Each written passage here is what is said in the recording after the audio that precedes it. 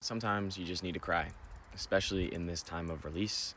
And I think in today's society, especially like as a man, right? Crying is viewed as weakness for some odd reason, but ultimately it's one of your greatest sources of alchemization and transmutation. So there are times where the best thing you can do is just cry.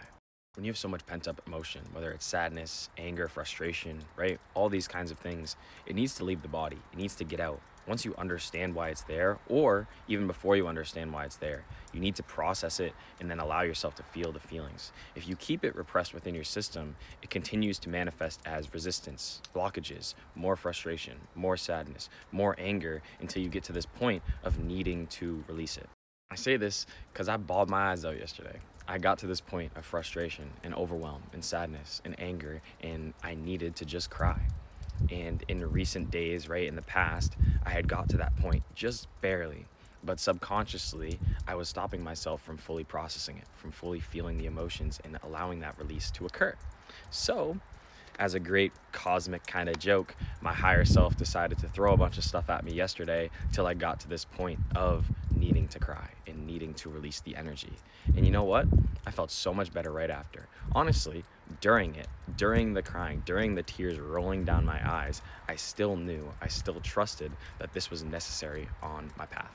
Which is a cool thing to say and a cool thing to see because in the past, and I'm sure for many of us, right, we would associate crying with sadness and staying in that loop of depression, right? That word in and of itself is something that's so harmful to our mind because it makes us think that we're stuck in some kind of loop. But sometimes you just need to cry to release things.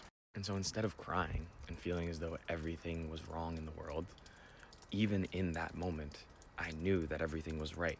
And this was a necessary part in my process. And that was a beautiful, beautiful moment that I had. And I think it just goes to show that we're really all as a collective progressing so much further than we ever think we are.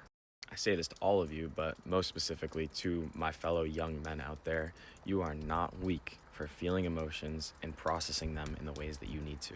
In fact, it's one of the strongest things and one of the bravest things that you can do in a world that's trying to desensitize, in a world that's trying to make you feel less than for actually processing your emotions.